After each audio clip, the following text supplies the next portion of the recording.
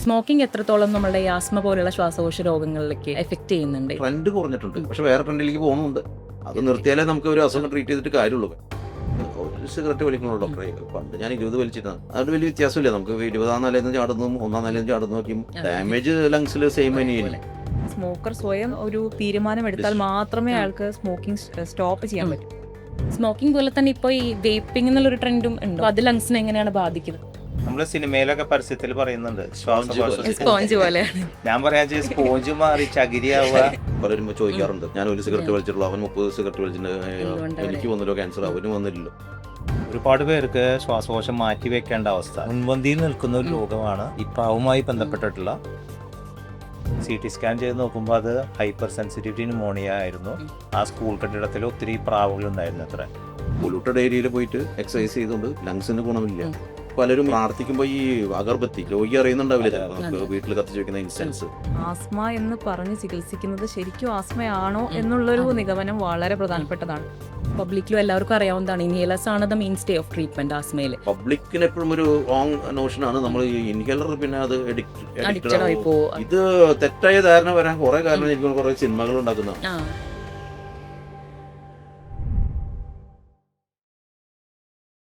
നമസ്കാരം. നമ്മുടെ എല്ലാവരുടെയും സ്വപ്നമാണ് ഏറ്റവും ആരോഗ്യപൂർണ്ണമായ ഒരു ജീവിതം.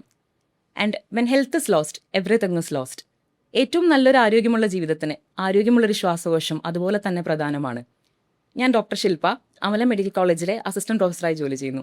ആരോഗ്യകരമായ ശ്വാസകോശത്തെക്കുറിച്ചും ശ്വാസകോശത്തെ ബാധിക്കുന്ന അസുഖങ്ങളെക്കുറിച്ചും എങ്ങനെ ഏറ്റവും ഹെൽത്തിയായ ഒരു ശ്വാസകോശം മെയിൻറ്റെയിൻ ചെയ്യാം എന്നതിനെക്കുറിച്ചും ഇന്ന് നമ്മളോട് ചർച്ച ചെയ്യാനായി അമലയിൽ തന്നെ ഏറ്റവും പ്രഗത്ഭരായിട്ടുള്ള 3 പൾമനോളജിസ്റ്റുകൾ നമ്മുടെ കൂടെ ചേരുകയാണ്. വെൽക്കം ചെയ്യാം doctor NS Davis, head of department and professor, Amala institute of medical sciences, professor doctor Thomas Vadakkan and associate professor doctor Lisha PV. എല്ലാവർക്കും വെൽക്കം. ആദ്യമായി നമ്മുടെ ശ്വാസകോശത്തിന്റെ ആരോഗ്യം നമുക്കറിയാം. നമ്മുടെ ഓരോ ബ്രത്തും ഓരോ ശ്വാസവും നമ്മുടെ ഓരോ നിമിഷത്തിന്റെ ജീവിതത്തിനെയും ബലപ്പെട്ടതാണ്. അപ്പം നമ്മുടെ ശ്വാസകോശത്തിന്റെ ആരോഗ്യം എത്രത്തോളം പ്രധാനമുള്ളതാണ്? ഒരു ഏറ്റവും ആരോഗ്യമുള്ളൊരു ശ്വാസകോശം മെയിൻറ്റെയിൻ ചെയ്ത് കൊണ്ടുപോകാൻ നമുക്ക് എല്ലാം ചെയ്യാൻ കഴിയും. നമുക്ക് മനസ്സിലാക്കിയിടത്തോളം നമുക്ക് ഒരു ഇതിൽ പൊല്യൂഷൻ വലിയൊരു ത്രെറ്റായിട്ടാണ് ഇപ്പോൾ നമ്മുടെ പബ്ലിക്കിൽ നിന്ന് വരുന്നത്. ഏത് സ്ഥലം നോക്കിയാലും, ഇന്ത്യയിൽ എവിടെ നോക്കിയാലും ഒരു പൊല്യൂഷൻ, എയർ പൊല്യൂഷൻ, അത് ഔട്ട്ഡോറും ഇൻഡോറും. അപ്പോൾ ഒരു ക്ലീൻ എയർ ശ്വസിക്കുക എന്നുള്ളത് ഏതൊരു ഹ്യൂമൻസിൻ്റെയും റൈറ്റാണ് ശരിക്കും. അത് നശിപ്പിക്കുന്നത് ശരിക്കും പറഞ്ഞാൽ ഒരു പ്രശ്നമായിട്ടാണ് നമ്മുടെ ലങ്സിൻ്റെ കാര്യത്തിൽ വരുന്നത്. പല അസുഖങ്ങളും അതിൽ കൂടുന്നുണ്ട്. പിന്നെ സ്മോക്കിംഗ് ഒക്കെ ഉണ്ടെങ്കിൽ തീർച്ചയായും ആ സ്വഭാവം നിർത്തിയേ പറ്റും. പിന്നെ നല്ലൊരു ഉറക്കം, നല്ലൊരു ന്യൂട്രീഷൻ, പിന്നെ വാക്സിൻസ്, ചില അസുഖങ്ങൾ നമുക്ക് പ്രിവെൻറ്റ് ചെയ്യാൻ പറ്റും. പിന്നെ പൊടി, പുക, അങ്ങനത്തെ കാര്യങ്ങൾ വരുന്നിടത്തെല്ലാം നമ്മളൊന്ന് ശ്രദ്ധിക്കണം. ക്ലീൻ എയർ മാത്രം ശ്വസിച്ച് മുന്നോട്ട് പോകണം. അത് നമ്മൾ വ്യായാമം ചെയ്യുമ്പോഴും അത് ശ്രദ്ധിക്കേണ്ടതുണ്ട്. നമ്മളൊരു പൊല്യൂട്ടഡ് ഏരിയയിൽ പോയിട്ട് എക്സസൈസ് ചെയ്തുകൊണ്ട് ലങ്സിന് ഗുണമില്ല. ലങ്സിന് ഗുണം വരണം എന്നുണ്ടെങ്കിൽ നല്ല മരങ്ങളും ചെടികളും ഒക്കെയുള്ള നല്ലൊരു ഫ്രഷ് എയർ അല്ലെങ്കിൽ ക്ലീൻ എയർ കൊടുത്ത് വേണം ശരിക്കും വ്യായാമം ചെയ്യാൻ. വ്യായാമത്തിന് എത്രത്തോളം ഇതിൽ പ്രാധാന്യമുണ്ട് നമ്മുടെ ലങ് ഹെൽത്തിൽ? വ്യായാമം സാധാരണയായി നമ്മൾ കാർഡിയാക് ഡിസീസിലാണ് കൂടുതൽ കേട്ടിട്ടുള്ളത്. എന്നാൽ ശ്വാസകോശ ആരോഗ്യത്തിൻ്റെ ഒരു പ്രധാന ഘടകമാണ് വ്യായാമം. വ്യായാമം കൊണ്ട് നമ്മളുടെ ശ്വാസകോശത്തിൻ്റെ മാക്സിമം കപ്പാസിറ്റിയിലേക്ക് എത്തുക, അതായത് വ്യായാമത്തിൻ്റെ സമയത്തുള്ള ശ്വാസോച്ഛ്വാസത്തിൽ മാക്സിമം കപ്പാസിറ്റിയിലേക്ക് ശ്വാസകോശത്തിനെ എത്താൻ സഹായിക്കുന്ന വ്യായാമമാണ്. യോഗ അതിന് ഹെൽപ്പ് ചെയ്യുമായിരിക്കും. ഡീപ്പ് ബ്രീത്തിങ് എക്സസൈസ്, ശ്വാസകോശത്തിനെ ഉതകുന്ന അതിന് മാത്രമായിട്ടുള്ള വ്യായാമങ്ങൾ, ഡീപ്പ് ബ്രീത്തിങ് എക്സസൈസസ് ആസ്മ പോലെയുള്ള അസുഖങ്ങൾ റെക്കമെൻഡഡ് ആണ്. ആരോഗ്യകരമായ ഒരു ഭക്ഷണ രീതി നമ്മുടെ ലങ് ഹെൽത്തിന് എത്രത്തോളം ഇമ്പോർട്ടൻ്റ് ആണ് സർ? വളരെ നല്ലൊരു ചോദ്യമാണ് അത്. എല്ലാവരും അറിയാൻ ആഗ്രഹിക്കുന്ന ഒരു കാര്യമാണ് ഭക്ഷണ രീതിയും രോഗങ്ങളും തമ്മിലുള്ള ബന്ധം. നമുക്കെല്ലാവർക്കും അറിയുന്നത് പോലെ ചിട്ടയായ ആരോഗ്യകരമായ ഭക്ഷണം ശീലിക്കുന്നത് ഒരുവിധം രോഗങ്ങളെ തടഞ്ഞു നിർത്തുമെന്നാണ് പാശ്ചാത്യ രാജ്യങ്ങളിൽ നിന്നുള്ള പഠന റിപ്പോർട്ടുകൾ സൂചിപ്പിച്ചത്. ശ്വാസകോശ രോഗങ്ങളെ സംബന്ധിച്ചിടത്തോളം ഭക്ഷണ രീതി, നമ്മൾ അമിതമായി ശരീരഭാരം വയ്ക്കുന്ന ഭക്ഷണങ്ങൾ, ഫാസ്റ്റ് ഫുഡ്, ഇവയെല്ലാം ഒരു പക്ഷേ നമ്മുടെ ശ്വാസകോശ രോഗങ്ങളുടെ തീവ്രത കൂട്ടാനും രോഗലക്ഷണങ്ങളെ കൂട്ടാനും കിതപ്പ് പോലെയുള്ള ശ്വാസമുട്ടുകൾ കൂട്ടാനും ഒരു പരിധിവരെ കാരണമാകുന്നുണ്ട്. മറ്റൊരു കാര്യം ഇത്തരണത്തിൽ എനിക്ക് പറയാനുള്ളത്, അലർജിയുള്ള ആളുകൾക്ക് ചില പ്രത്യേക ഭക്ഷണത്തിനോട് അലർജി ഉണ്ടെങ്കിൽ ആ ഭക്ഷണങ്ങൾ നിർബന്ധമായി ഒഴിവാക്കുന്നത് തന്നെയാണ് ആസ്മ, അലർജി പോലെയുള്ള രോഗങ്ങൾ തീവ്രമാകാതിരിക്കാൻ ശ്രദ്ധിക്കേണ്ട കാര്യങ്ങൾ. പലരും അതൊരു പിന്നീട് ഒരു ചെക്കിങ് ഒരു സീ ഫുഡിന് അലർജി ഉണ്ടായി കഴിഞ്ഞാൽ അത് ഒരു 2 മാസം കഴിഞ്ഞിട്ട് വീണ്ടും ഉണ്ടോ എന്ന് ചെക്കിങ്. അതെ. അത് ഭയങ്കര അപകടകരമാണ്. ശരിക്കും പറഞ്ഞ ഒരു ബൂസ്റ്റർ ഫിനോമിനൽ പോലെ ആ അതെ, അതെ. അലർജി കൂടി ആ, അത് സിവിയർ ഒരു ഫോമിലേക്ക് ഹൈപ്പർ സെൻസിറ്റിവിറ്റി പോലെ വന്നിട്ട് അത് കൊളാപ്സ് ചെയ്യാൻ വരെയുള്ള പല കേസുകളും നമ്മൾ കാണും. ഉണ്ടാവാറുണ്ട്. നമുക്ക് കോമൺ ആയിട്ട് അറിയാം, ശ്വാസകോശ രോഗങ്ങളിൽ ഏറ്റവും കൂടുതൽ ആൾക്കാർ ബുദ്ധിമുട്ടുന്ന ഒരു പ്രശ്നമാണ് ആസ്മയും അലർജി മുഖാന്തരം ഉണ്ടാവുന്ന അസുഖങ്ങളും. അപ്പോൾ ആസ്മേനെ കുറിച്ച് നമ്മൾ ചർച്ച ചെയ്യുകയാണെങ്കിൽ ശരിക്കും എന്താണ് ആസ്മ? ആസ്മയിൽ നമുക്ക് അത് ജനറ്റിക് ആയിട്ടോ അതോ ഫെമിലിയിലായിട്ടോ ഉണ്ടാവുന്ന ഒരു അസുഖമാണോ, അതോ നമ്മുടെ എൻവയോൺമെന്റ് ആണോ ആസ്മയ്ക്ക് ഒരു കാരണമാവുന്നത്? എന്താണ് അതിനെക്കുറിച്ച് നമുക്ക് ആസ്മ പറയാൻ പറ്റുന്നത്? ബേസിക്കലി നമുക്ക് ഒരു ജനറ്റിക് ഒരു ഘടകം ഉണ്ടായിരിക്കും. അവരുടെ ഫാമിലി ഹിസ്റ്ററിയിൽ ആർക്കെങ്കിലും ഒരു ആസ്മ അല്ലെങ്കിൽ അലർജി, അർട്ടിക്കേരിയ, ഇങ്ങനത്തെ സ്കിൻ ഡിസീസസ്, തുമ്മല്, മൂക്ക് ചൊറിയ, കണ്ണ് ചൊറിയ, അങ്ങനെ അപ്പർ എയർവേ അലർജീസ്, പിന്നെ ബീസിങ്, ചുമ, കഫക്കെട്ട്, ഇതാണ് മെയിനായിട്ട് അലർജി കൊണ്ട് നമ്മൾ ഒരു ഉദ്ദേശിക്കുന്നത്. അതിൽ ആസ്മ മാത്രം എടുക്കുകയാണെങ്കിൽ പല ട്രിഗേഴ്സും ഉണ്ടാവാം. നമുക്ക് ചിലപ്പോൾ ഒരു പൊടികളായിരിക്കാം, കൺസ്ട്രക്ഷൻ വർക്കിൻ്റെ പൊടികളായിരിക്കും, അല്ലെങ്കിൽ വീട്ടിൽ തന്നെ ഹൗസ് ഡസ്റ്റ് മൈറ്റ് ആയിരിക്കാം, ഫംഗസ് ആയിരിക്കാം, ചിലപ്പോൾ കഴിക്കുന്ന ഭക്ഷണമായിരിക്കാം. പലരും വീട്ടിൽ പെറ്റ്സ് വളർത്തുന്നുണ്ടെങ്കിൽ അതൊരു ചിലപ്പോൾ കാരണമായിരിക്കും. ഇതെല്ലാം നമ്മൾ ശ്രദ്ധിക്കേണ്ടതായിട്ടുണ്ട്. ഒരു ഇൻഡിവിജ്വലിന് ഒരു അലർജി ആണെങ്കിൽ മറ്റൊരു ഇൻഡിവിജ്വലിന് വേറെ ഒരു അലർജി ആയിരിക്കാം. അപ്പോൾ ഈ അലർജി കണ്ടുപിടിക്കേണ്ടത് ആ ഒരു ഇൻഡിവിജ്വലിൻ്റെ തന്നെ ഒരു ആവശ്യവുമാണ്, നിർബന്ധമാണ്. നമുക്ക് പിന്നീടുള്ള ഒരു ആസ്മ ട്രിഗർ ഒഴിവാക്കാൻ വേണ്ടി അത് ടെസ്റ്റിലൂടെ ചെയ്യാം, അല്ലെങ്കിൽ സ്വയം നമുക്ക് ഇപ്പോൾ ഡോക്ടർ തോമസ് പറഞ്ഞ പോലെ എന്തെങ്കിലും ഒരു അലർജി കാണുകയാണെങ്കിൽ പിന്നെ അത് ഒഴിവാക്കുക തന്നെയാണ് വേണ്ടത്. നമ്മളത് പരീക്ഷണങ്ങൾ കാര്യങ്ങളൊന്നും പിന്നെ പറ്റില്ല. അങ്ങനെ വന്നു കഴിഞ്ഞാൽ പിന്നെ ട്രിഗർ ബൂസ്റ്റർ ഫിനോമിനൊക്കെയാണ് ഉണ്ടാകുന്നത്. അപ്പോൾ അത് ഒഴിവാക്കേണ്ടതായിട്ട് വരും. നമ്മുടെ ബെഡ്ഷീറ്റ്, പില്ലോ കവർ, ബ്ലാങ്കറ്റ്, ഈ ഹൗസ് ഡസ്റ്റ് മൈറ്റ് വലിയൊരു വില്ലനാണ്. അപ്പോൾ നമുക്ക് അത് ഒഴിവാക്കാൻ നമുക്ക് ഒരു ജസ്റ്റ് ഈ പറഞ്ഞ തുണികൾ വെയിലത്തിടുക വേണം. അപ്പോൾ അതിലത്തെ ഡസ്റ്റ് മൈറ്റ് സാധാരണ നശിച്ചു പോയിട്ട് പിന്നെ വേണമെങ്കിൽ വാക്യൂം ഒക്കെയും ചെയ്യാം. നമുക്ക് ഇപ്പോൾ പൊടികൾ കൂടുതലാണെങ്കിൽ കഴിയുന്ന പൊടികൾ പിടിക്കുന്ന ഈ കർട്ടനുകൾ, കാർപ്പറ്റുകൾ, ഒരു ആസ്മ വീട്ടിലുണ്ടെങ്കിൽ, രോഗിയുണ്ടെങ്കിൽ ഇങ്ങനത്തെ എല്ലാം പൊടികൾ പിടിക്കുന്ന കാര്യങ്ങൾ ഒഴിവാക്കുകയാണ് കൂടുതൽ നല്ലത്. വാക്യൂം വെച്ച് പൊടികൾ കളയാൻ, എന്നാലും അടിച്ച് വരാണ്ട് നമുക്ക് മോപ്പ് ചെയ്യാണ് കുറച്ചുകൂടി നല്ലത്. തണുത്ത വെള്ളം ഉപയോഗിച്ച് നമ്മൾ കഴുകുമ്പോൾ കുറച്ചുകൂടി ആ പൊടി പിന്നെ വേറെ എവിടേക്കെങ്കിലും പോകുക, അത് തന്നെ മോപ്പ് ചെയ്തെടുത്തു. പിന്നെ വീട്ടിലത്തെ ഈ പഴയ പോലെയുള്ള വിറക് അടുക്ക്, ഇങ്ങനത്തെ കറികൾ കാച്ചുമ്പോഴുള്ള സ്മെല്ലുകൾ, ഇങ്ങനത്തെ കാര്യങ്ങളൊക്കെ മാക്സിമം ഒഴിവാക്കാൻ നോക്കാം. പിന്നെ ഞാൻ ഇപ്പോൾ കണ്ടിട്ടുള്ള പലരും ഈ പ്രാർത്ഥിക്കുമ്പോൾ ഈ അഗർബത്തി, പിന്നെ ഈ മോസ്കിറ്റോ റിപ്പലന്റ്, ഇതൊക്കെയും ചിലപ്പോൾ നമുക്ക് അറിയാതെ വരുന്ന ട്രിഗേഴ്സ് ആയിരിക്കും. രോഗി അറിയുന്നുണ്ടാവില്ല. ചിലപ്പോൾ നമുക്ക് വീട്ടിൽ കത്തിച്ച് വെക്കുന്ന ഇൻസെൻസ്, അല്ല വെച്ചിരിക്കുന്ന ഇൻസെൻസ്, അല്ലെങ്കിൽ സാമ്പ്രാണി, ഇങ്ങനത്തെ പല കൊതുക് പോകാൻ ഒരു പരിപാടിയുണ്ട്. മഴക്കാലം വരുമ്പോൾ കൊതുക് പോകാൻ പലരും അത് ശ്രദ്ധിക്കുകയില്ല. അതാണ് അവരുടെ എക്സസർബേഷൻ ആയിട്ട് വരും. നമുക്ക് നമ്മുടെ അടുത്ത് വരുന്ന പല കേസുകളും ഇത് കൂടുമ്പോൾ മാത്രമേ അവർ അറിയുന്നുള്ളൂ, അപ്പോൾ മാത്രമേ വരുന്നുള്ളൂ.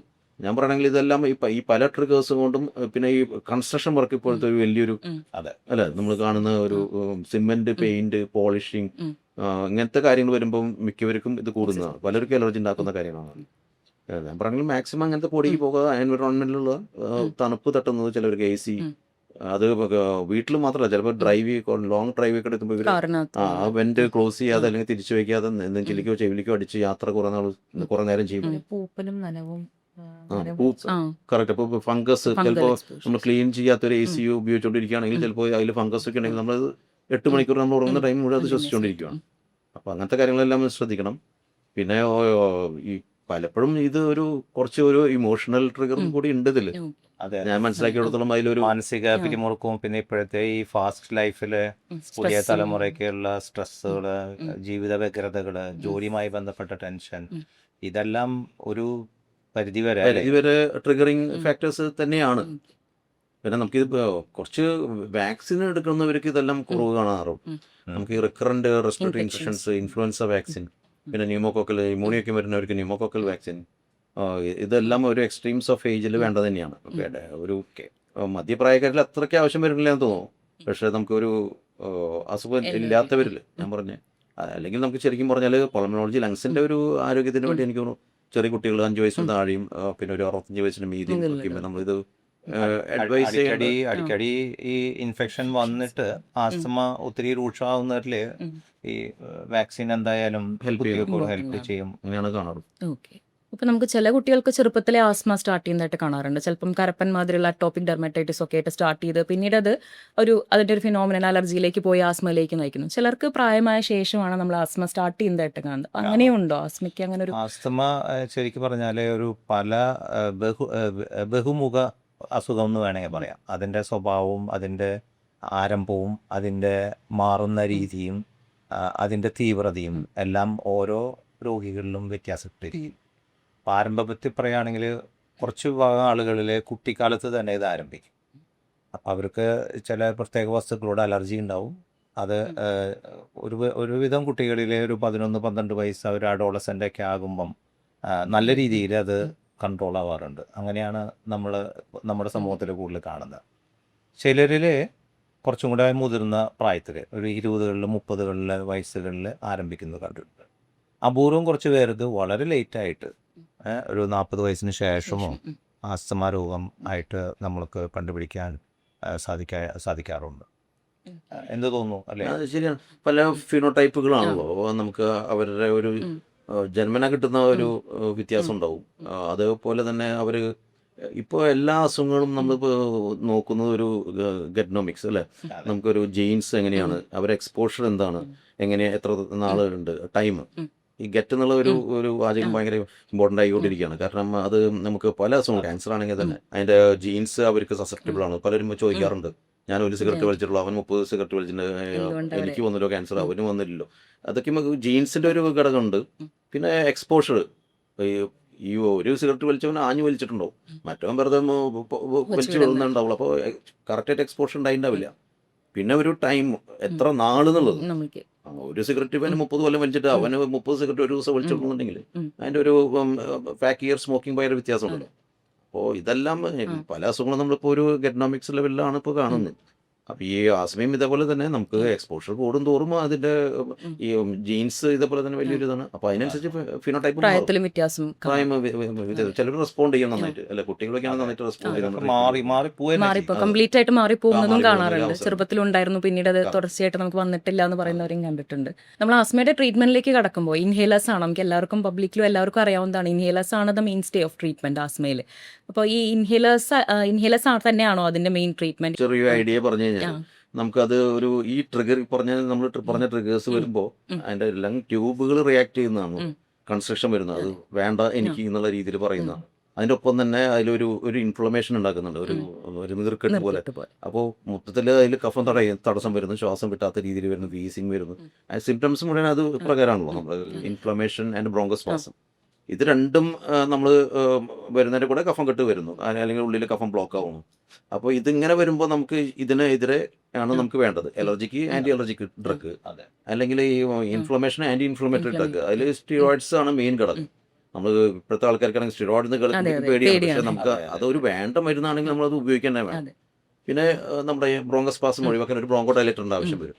അപ്പോൾ ഇതെല്ലാം, പിന്നെ മ്യൂക്കസ് പ്ലഗ് കുറയ്ക്കാൻ വേണ്ടിയിട്ട് നമ്മൾ അതിൻ്റെ ലൈറ്റിക് അത് അലിയിക്കാനുള്ള മരുന്ന് ചിലപ്പോൾ ഉപയോഗിക്കേണ്ടി വരും. അപ്പോൾ ഇറ്റ് ഡിപ്പെൻസ്. ഓരോ ഫിനോടൈപ്പിൽ നേരത്തെ തോമസ് പറഞ്ഞ ഫിനോടൈപ്പിനനുസരിച്ച് നമ്മളത് കൊടുക്കണം.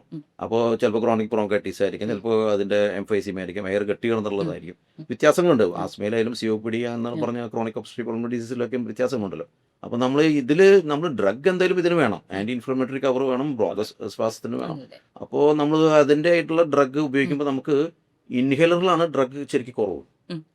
പബ്ലിക്കിന് എപ്പോഴും ഒരു റോങ് നോഷനാണ് നമ്മൾ ഈ ഇൻഹേലർ പിന്നെ അത് അഡിക്റ്റഡ് ആവുമോ, അല്ലെങ്കിൽ അത് സ്ഥിരം ചെയ്യേണ്ടി വരുമോ, അതിൽ ഡ്രഗ് സ്റ്റിറോയിഡ് ആണല്ലോ. സ്റ്റിറോയിഡ് ഞാനിപ്പോൾ ഒരു ടാബ്ലറ്റ് ആയിട്ട് കൊടുക്കുകയാണെങ്കിൽ ഒരു വ്യക്തിയുടെ തൂക്കത്തിനനുസരിച്ച് മില്ലിഗ്രാമിൽ കൊടുക്കണം. 40 കിലോ ഉള്ള ഒരു വ്യക്തിയാണെങ്കിൽ 40,000 അല്ലെങ്കിൽ 40 മില്ലിഗ്രാം, ദാറ്റ് മീൻസ് 40,000 മൈക്രോഗ്രാം മരുന്നാണ് നമ്മൾ വയറ്റിലേക്ക് കഴിക്കുന്നത്. നമുക്ക് ഇൻഹേലർ ആകുമ്പോൾ അതിന്റെ ഗുണം, അല്ലെങ്കിൽ ഏതെങ്കിലും ഇൻഹേലറോ അല്ലെങ്കിൽ ഡ്രൈ പൗഡർ, പല ഫോമുകളുണ്ട്. അത് നമ്മൾ ശ്വസിക്കുമ്പോൾ ലങ്സിലേക്ക് മാത്രം എത്തുമ്പോൾ നമുക്ക് ഇതിന്റെ ഈ 40,000 എന്നുള്ളത് വെറും 200 രാവിലെ മെയിൻറ്റെയിൻ ചെയ്യുന്നുണ്ടെങ്കിൽ 400 അത്രയും കിട്ടുന്നുള്ളൂ. അതിന് പകരം 40,000 ജനങ്ങൾക്ക് കഴിക്കാൻ യാതൊരു മടിയില്ല. ആ വയറ്റിലേക്ക് എത്തുന്ന മരുന്നാണ് ശരിക്കും പറഞ്ഞാൽ സൈഡ് എഫക്ട്സ് എല്ലാം ഉണ്ടാക്കും. ഇത് നമുക്ക് at decide site of action, നമുക്ക് എവിടെയാണ് മരുന്ന് വേണ്ടത് അവിടേക്ക് മാത്രമേ എത്തുന്നുള്ളൂ. അതുകൊണ്ട് ഡോസ് കുറവായി വേണ്ടു, അതുകൊണ്ട് ബ്ലഡിലേക്ക് കയറൽ കുറവാണ്, സൈഡ് എഫക്റ്റുകൾ കുറവാണ്. പിന്നെ ചില മരുന്നുകൾ നമ്മൾ റിലീവറും കൺട്രോളറായിട്ട് ഉപയോഗിക്കുന്നുണ്ടല്ലോ. അതിൽ റിലീവർ എന്ന് പറയുമ്പോൾ അപ്പം തന്നെ കുറയാൻ വേണ്ടിയിട്ട് എന്തിനു പെട്ടെന്നാണ് നമ്മൾ 2 പഫ് അതെ. അടിക്കുമ്പോഴേക്കും ഒരു അരമണിക്കൂറിനകം മാറിപ്പോകും ലങ്സ് അല്ലേ? റിലീവ് ചെയ്യുന്നു. ഈ കുറഞ്ഞ ബ്രോങ്കസ്പാസം പോകും. ലീവർ സാൽബിട്ടമോൾ എന്ന് പറഞ്ഞ മരുന്നുകൾ ഇനിക്കലുകൾ. ഇത് തെറ്റായ ധാരണ വരാൻ കുറെ കാരണം എനിക്ക് കുറെ സിനിമകൾ ഉണ്ടാക്കുന്നതാണ്. ആ സിനിമകൾ അല്ലെങ്കിൽ മീഡിയകൾ ഇത് കിട്ടിയില്ലെങ്കിൽ ഇത് അതെ, എമർജൻസീസിൽ പെട്ടെന്ന് സോഷ്യൽ ഒരു- മീഡിയയിലല്ല അതെ. അന്നത്തെ ഒരു സ്റ്റിറോയിഡ് പ്രത്യേകിച്ച് അതിനുള്ള ഒരു ഹൈപ്പും അതിനുള്ള പ്രചാരവും വളരെ കൂടുതലാണ്. ഉം. പിന്നെ സ്റ്റിറോയിഡ് മരുന്നുകൾക്ക് നമുക്കറിയാം കുത്തിവെപ്പിലൂടെയോ അല്ലെങ്കിൽ ഗുളികകളിലൂടെയോ കഴിക്കുമ്പോൾ ഉണ്ടാവുന്ന ഇഫക്റ്റ് എല്ലാ അവയവങ്ങൾക്കും ബാധിക്കും. ഓക്കെ. ഇതൊരു ഓയിൻമെന്റ് സ്കിന്നിൽ പറ്റുന്ന പോലെയോ സ്കിന്നിന്റെ അസുഖങ്ങൾക്ക് പലപ്പോഴും സ്റ്റിറോയിഡ് ഓയിൻമെന്റാണ് നമ്മൾ ഉപയോഗിക്കുക. കണ്ണിന്റെ അസുഖങ്ങൾക്ക് സ്റ്റിറോയിഡ് ഡ്രോപ്സ് ഉപയോഗിക്കുന്നുണ്ട്. അതുപോലെ ശ്വാസനാളികളിലേക്ക് നേരിട്ടെത്തുന്ന ഇൻഹേലറുകളാകുമ്പോൾ വളരെ സുരക്ഷിതമാണ് മറ്റു മാർഗങ്ങളെ പറ്റി കമ്പയർ ചെയ്യും. ശരിക്കും ഒരു ശ്വാസം മുട്ടൽ അനുഭവിക്കുന്ന വ്യക്തിക്ക് ആ വ്യക്തിയോട് ചോദിച്ചാലേ അതിന്റെ ഒരു ഇമ്പോർട്ടൻസ് Effect മനസ്സിലാവും. മനസ്സിലാവും. നെബുലൈസ് ചെയ്യുമ്പോൾ ഉള്ള പെട്ടെന്ന് കിട്ടുന്ന ആ റിലീഫ് ആ. അത് വളരെ വലുതാണ്. നമ്മളത് എമർജൻസികളിൽ എപ്പോഴും കാണാറുണ്ട്. അവരുടെ മുഖത്ത് വരുന്ന മാറ്റം തന്നെ നമുക്കറിയാം ഈ ഡ്രഗ് ആക്ട് ചെയ്യുന്നതാണ് അതിന്റെ കാരണം. അരമണിക്കൂർ മതി അപ്പോഴേക്കും വിൽ ഇതിന്റെ കൂടെ എനിക്ക് പറയാനുള്ളത് എന്താ വെച്ചാൽ പഴയ ഒരുപാട് പഠനങ്ങൾ കഴിഞ്ഞ 10 വർഷമായിട്ട് വന്നതിലേ നമ്മൾ ബ്രോങ്കോഡൈലേറ്റർ അതായത് ശ്വാസനാളികൾ വികസിക്കാനുള്ള മരുന്നുകൾ മാത്രം കൊടുക്കുന്ന രോഗികളിൽ വളരെ ക്രിട്ടിക്കലായ രീതിയിൽ അവർ എമർജൻസി ഡിപ്പാർട്ട്മെന്റിൽ വരാനും പലപ്പോഴും ICUയിലും വെന്റിലേറ്ററിലും അടക്കം പോകേണ്ട ആവശ്യം വരുന്നുണ്ട്. അങ്ങനെ പഠനങ്ങൾ വന്നതിന് ശേഷമാണ് ഇൻഹേലർ രൂപത്തിലുള്ള സ്റ്റിറോയിഡുകൾ നിർബന്ധമായിട്ടും ആസ്മ ചികിത്സയുടെ ഭാഗമാക്കണമെന്ന് ജീന അതായത് ഗ്ലോബൽ ഇനീഷ്യേറ്റീവ് അഗൈൻസ്റ്റ് ആസ്മ പോലെയുള്ള WHO പോലെയുള്ള അസോസിയേഷനുകൾ ട്യൂബ്സിൽ ഇൻഫ്ലമേഷൻ നിൽക്കുമ്പോൾ നമുക്ക് ഒരിക്കലും അത് ആസ്മ മാറി പോകുന്നില്ല. അതെ. അപ്പോൾ നമ്മൾ അത് സ്റ്റിറോയിഡ് കഴിച്ചാൽ തന്നെയാണ് ആ ഒരു നീർക്കെട്ട് കുറയുള്ളൂ. അപ്പോൾ അതിനനുസരിച്ചാണ് നമ്മൾ പിന്നീട് ചെയ്യുന്ന ബ്രോങ്കോഡൈലിറ്റിസ് എല്ലാം പെട്ടെന്ന് ഇഫക്റ്റീവ് ആവുള്ളൂ. അല്ലാണ്ട് ഒരു ബ്രോങ്കോഡൈലേറ്റർ തുടക്കത്തിൽ വളരെ വ്യത്യാസം തോന്നിച്ചാലും പിന്നീട് അത് മാത്രം ചെയ്തുകൊണ്ട് ഇൻഫ്ലമേഷൻ പോകുന്നില്ല. Only relieving the broncho spasm. അപ്പോൾ ആ ഒരു കൺസ്ട്രക്ഷൻ റിലീവ് ചെയ്യുന്നതിൻ്റെ ഒരു സുഖം ഉണ്ടാവും. പക്ഷെ അതിനോട് അഡിക്റ്റഡ് ആയിട്ട് കാര്യമില്ല. നമുക്ക് ശരിക്കും വേണ്ടത് ആന്റി ഇൻഫ്ലമേറ്ററി കവറാണ്. സ്റ്റിറോയിഡ് തന്നെയാണ് അതിൽ പറ്റുന്നത്. അപ്പോൾ ഇൻഹേലേഴ്സ് സേഫ് ആയിട്ട് നമുക്ക് ഉപയോഗിക്കാം. ഈവൻ കുട്ടികൾക്കായാലും ആസ്മയുള്ള കുട്ടികളായാലും വളരെ സേഫ് ആയിട്ട് ഇൻഹേലേഴ്സ് യൂസ് ചെയ്യാൻ തന്നെയാണ് നമുക്ക് ഞാൻ പറഞ്ഞു കൊടുക്കാൻ പബ്ലിക്കിനോട് പറ്റുന്നത്. പറയാറുള്ളത്, ഇപ്പോൾ നിങ്ങളുടെ വീട്ടിൽ സ്ഥിരം കള്ളം കയറുന്നുണ്ടെങ്കിൽ, കള്ളം എന്ന് ഞാൻ ഉദ്ദേശിക്കുന്നത് എന്തെങ്കിലും ട്രിഗേഴ്സ് കയറുന്നുണ്ടെങ്കിൽ നമ്മൾ അത് അപ്പോൾ ട്രീറ്റ് ചെയ്യും. ഈ പറഞ്ഞ ആന്റി ഇൻഫ്ലമേറ്ററി ബ്രോങ്കോഡൈലേറ്റർ ഒക്കെ കൊടുത്ത് ട്രീറ്റ് ചെയ്യും. പിന്നെ നമ്മളൊരു സെക്യൂരിറ്റിനോട് നിർത്തണം. ഇനി നമ്മൾ ഈ ലോകത്തിൽ ജീവിക്കുമ്പോൾ എന്തായാലും ഈ പറഞ്ഞ പൊടിയും കാര്യങ്ങളൊക്കെ വീണ്ടും വരും, യാത്രകൾ വരും. അപ്പോൾ കൂടാതിരിക്കണമെങ്കിൽ ഒരു സെക്യൂരിറ്റി അവിടെ വേണം. അതുകൊണ്ടാണ് നമ്മൾ ഇതൊരു റെഗുലർ ആയിട്ട് യൂസ് രാവിലെയും വൈകിട്ടും അതിന്റെ അവേഴ്സ് ഓഫ് ഡ്യൂറേഷൻ നമ്മുടെ എത്ര നേരം ആ ഡ്രഗിന് എഫക്റ്റ് ഉണ്ട് അത് വെച്ചിട്ടാണ് നമ്മൾ ഒരു നേരം 2 നേരം എന്നൊക്കെ പ്രിസ്ക്രൈബ് ചെയ്യുന്ന പോലെ അത് ആ സെക്യൂരിറ്റി അവിടെ വേണം. അല്ലെങ്കിൽ വീണ്ടും കള്ളം കയറും വീണ്ടും. കാരണം വീട് വെച്ചിട്ടുള്ള അങ്ങനെയാണ്, ജനിച്ചപ്പോൾ തന്നെ ആർക്കെങ്കിലും ഹിസ്റ്ററി ഉണ്ടാവും. പിന്നെ ഡോക്ടർ തോമസ് പറഞ്ഞ പോലെ നമുക്ക് രോഗിയോടെ തന്നെ ചോദിച്ചാൽ പറയും, നമ്മളിപ്പോൾ ഇവിടെ ഒരു മുറിവ് ഉണ്ടായില്ല, നമ്മൾ ഞാൻ ഗുളിക തന്ന് ഉണക്കണോ അത് ഇവിടെ മരുന്ന് പറ്റി ഉണക്കിയാൽ മതി എന്ന് ചോദിക്കുമ്പോൾ എല്ലാവരും പറയും മരുന്ന് പറ്റി ഉണക്കും. അതുപോലെ തന്നെയാണ് ഇൻഹേലർ ചെയ്യുന്നത്. അപ്പോൾ അത് നമുക്ക് ഈ സോഷ്യൽ ഒരു സ്റ്റിഗ്മയ്ക്കും പോകേണ്ട കാലം കഴിഞ്ഞു. ഞാൻ കോവിഡ് വന്നപ്പോൾ കുറച്ച് പോയി എന്ന് വിചാരിച്ചു. പക്ഷെ ഇപ്പോഴും ആൾക്കാർ ഈ സോഷ്യൽ ഒരു സോഷ്യൽ ഒരു സ്റ്റിഗ്മ നമ്മുടെ പേടി ഭയം നിൽക്കുന്നുണ്ട്. ഒരു പൾമണോളജിസ്റ്റ് 2 രീതിയിൽ രോഗികളെ കാണുന്നുണ്ട്. ഒന്ന് OP-യിലും മറ്റത് ICU എമർജൻസി. അപ്പൊ ICUയിലും എമർജൻസിയിലും ഇതേ രോഗികളെ കാണാതിരിക്കുക എന്ന ഉദ്ദേശത്തിലാണ് ഈ ഒരു പ്രിവെന്റീവ് തെറാപ്പി കൂടെ ഇതിന്റെ കൂടെ വേണം എന്ന് പറയുന്നത്. അപ്പൊ പ്രിവെന്റീവിലുള്ള ഏറ്റവും ഇമ്പോർട്ടന്റ് മരുന്ന് ഈ സ്റ്റിറോയിഡ് അടങ്ങിയ ഇൻഹേലർ ആണ്. ഓക്കെ. നമുക്കിപ്പോൾ അലർജിക് ഡ്രൈവൺ ആയിട്ടുള്ള ഒരു ഡിസീസാണ് ആസ്മയുടെ ഒരു ഭൂരിപക്ഷം ആൾക്കാർക്കും വരുന്നത്. അപ്പം ഈ അലർജൻ ഏതാണെന്ന് നമുക്ക് കുറച്ച് പേർക്കെങ്കിലും നമുക്ക് അറിയായിരിക്കും. നമ്മുടെ അലർജൻ ഏതാണെന്നുള്ളത് അറിയാൻ സാധിക്കുമായിരിക്കും. 1 or 2 അറ്റാക്ക് വരുമ്പോൾ നമുക്ക് അതിൽ നിന്ന് തിരിച്ചറിയാൻ സാധിച്ചിട്ടുണ്ട്. ചിലർക്ക് അറിയുന്നുണ്ടാവില്ല എന്താണ് അവരുടെ അലർജി എന്നുള്ളത്. അപ്പം അത് കണ്ടുപിടിക്കാനായിട്ട് എന്തെങ്കിലും മെത്തേഡ് ഉണ്ടോ? തീർച്ചയായിട്ടും ഇത് നമ്മളെ കാണാൻ വരുന്ന ആളുകളുടെ ഒരു പ്രധാനപ്പെട്ട ചോദ്യമാണ്, ഡോക്ടറെ എന്റെ അലർജി എന്താണ്, എനിക്കൊന്ന് കണ്ടുപിടിച്ച് തരാമോ, അതെനിക്ക് ഒഴിവാക്കാമല്ലോ എന്ന് എഴുതിയിട്ട്. തീർച്ചയായിട്ടും ഇത് നമ്മുടെ ശാസ്ത്രീയമായിട്ട് തന്നെ ഒരുപാട് പഠനങ്ങൾ കഴിഞ്ഞ ഒരുപാട് വർഷങ്ങളായിട്ട് വന്നിട്ടുണ്ട്. അത് പ്രകാരം നമുക്ക് പാനൽ ടെസ്റ്റുകൾ ഇന്ന് ലഭ്യമാണ്. അത് 2 രീതിയിൽ ചെയ്യാം. രക്തം പരിശോധിച്ചിട്ട് നമുക്ക് അലർജി ഉണ്ടാക്കുന്ന ഘടകങ്ങൾ ബ്ലഡിൽ അടങ്ങിയിട്ടുണ്ടോ എന്ന് നോക്കാം. അല്ലെങ്കിൽ നമ്മുടെ സ്കിന്നിൽ തന്നെ അലർജി ഉണ്ടാക്കുന്ന പല മരുന്നുകളും കുത്തിവെച്ച് ഭക്ഷണത്തിന്റെ അംശം, ഇപ്പോൾ ഒരു ഓറഞ്ച് അല്ലെങ്കിൽ പീനട്ട്, അങ്ങനെ നമ്മൾ കഴിക്കുന്ന റെഗുലറായി കഴിക്കുന്ന ഭക്ഷണങ്ങൾ, നമ്മൾ ഇടപെടുന്ന ചെടികൾ, പൂച്ചെടികൾ, പൂപ്പൊടികൾ, വീട്ടിലുണ്ടാവുന്ന ഡസ്റ്റ്, ഹൗസ് ഡസ്റ്റ്, ഇതിന്റെ എല്ലാം ഇഞ്ചക്ഷൻ രൂപത്തിൽ അവൈലബിൾ ആണ്. അപ്പോൾ നമ്മൾ ആ രോഗികളിൽ അത് കുത്തിവെച്ച് അതിന് ചുറ്റും അലർജി വരുന്നുണ്ടോ എന്ന് നോക്കുക എന്നുള്ളതാണ്. Okay. Skin Skin prick prick test. Test അതാണ് Okay. ഒരു മെത്തേഡ്. Yeah. അപ്പോൾ ഇതിനത് ചെയ്യുന്നത് അതിൽ ഒഴിവാക്കാൻ പറ്റുന്ന ഘടകങ്ങൾ എന്തെങ്കിലും ഉണ്ടെങ്കിൽ, ഒരു ആൾ പ്രത്യേകിച്ചും ഒരു ഇന്ന സാധനത്തിന് അലർജിയാണ്, കൊക്രോച്ചിന് അലർജിയാണ്, വീട്ടിലെ കൊക്രോച്ചിനെ മാറ്റി കഴിഞ്ഞാൽ അയാൾക്ക് ഒരു പക്ഷേ നല്ല രീതിയിൽ അസുഖത്തെ നിയന്ത്രിക്കാൻ പറ്റും എന്നുള്ളതാണ് അതിന്റെ ശാസ്ത്രീയ. അതിൽ കൂടുതൽ അലർജി ടെസ്റ്റിൽ കാണുന്നത് എപ്പോഴും ഹൗസ് ഡസ്റ്റുമായിട്ടാണ് ഒരു മെയിൻ കാരണമായിട്ട് വരും. പിന്നെ നമ്മൾ ഈ പറഞ്ഞ പോലെ പെറ്റ്സ് ഒക്കെ ആണെങ്കിൽ ഇതുപോലെ ഇൻഡോർ നിർത്താതെ ഔട്ട്ഡോറിലേക്ക് ആക്കിയാൽ മതി. അപ്പൊ അങ്ങനെ ഈ പറഞ്ഞ അവോയ്ഡൻസ് ഓഫ് ട്രിഗേഴ്സ് അല്ലെങ്കിൽ അവരെ അലർജി എന്താണെന്നുണ്ടെങ്കിൽ അതാണ് ആസ്മയുടെ ട്രീറ്റ്മെന്റിന്റെ ഏറ്റവും വലിയ ഭാഗം. പിന്നെ അത് ഉണ്ടാക്കുന്ന ഇഫക്റ്റുകളാണ് നമ്മൾ നേരത്തെ സംസാരിച്ചത്, ഈ ബ്രോങ്കസ്പാസും ഇൻഫ്ലമേഷനും കാര്യങ്ങളൊക്കെ. അപ്പൊ അത് ഈ ട്രിഗേഴ്സ് മാറിയ തന്നെ അവരെ ആസ്മ അണ്ടർ കൺട്രോളായി. പകുതി ഭാഗം നമ്മുടെ പണി കുറഞ്ഞു ശരിക്കും പറഞ്ഞാൽ. നമുക്ക് ആ റൂട്ട് കോസിനെ തന്നെ ട്രീറ്റ് ചെയ്യാനായിട്ട് സാധിക്കും. അതെ. ഈ സ്മോക്കിങ്ങിന്റെ ഒരു ട്രെൻഡ് ഇപ്പൊ എങ്ങനെയാണ്? സ്മോക്കിംഗ് എത്രത്തോളം നമ്മുടെ ഈ ആസ്മ പോലെയുള്ള ശ്വാസകോശ രോഗങ്ങളിലേക്ക് എഫക്ട് ചെയ്യുന്നുണ്ട് ഇന്നത്തെ കാലഘട്ടത്തിൽ? ട്രെൻഡ് ഞാൻ പറയുകയാണെങ്കിൽ കുറച്ച് പോളിസീസ് ഒക്കെ മാറിയപ്പോ, ഇന്ത്യൻ പോളിസീസ് ഒക്കെ പോലീസ് പിടിക്കുന്ന രീതിയിൽ വന്നപ്പോൾ കുറച്ച് കുറഞ്ഞിട്ടുണ്ട്. എനിക്ക് തോന്നുന്നു ഒരു 200 രൂപ വരും ഒരു ചാർജ് നമ്മുടെ ഫൈൻ വലിച്ചു കഴിഞ്ഞാൽ പിടിച്ചു കഴിഞ്ഞാൽ. അപ്പോൾ അങ്ങനെ വന്നപ്പോൾ പിന്നെ കടകളിലും റെസ്ട്രിക്ഷൻസ് വന്നു. അപ്പോൾ അങ്ങനെയൊക്കെ വന്നപ്പോൾ ട്രെൻഡ് കുറഞ്ഞിട്ടുണ്ട്. പക്ഷെ വേറെ ട്രെൻഡിലേക്ക് പോകുന്നുണ്ട്. പല രീതിയിലുള്ള ഇതിനകത്തും അപകടകരമായിട്ടുള്ള സിന്തറ്റിക് ഡ്രഗ്സ് ആയിട്ടും സിന്തറ്റിക് കാര്യങ്ങളൊക്കെ പോകുന്നുണ്ട്.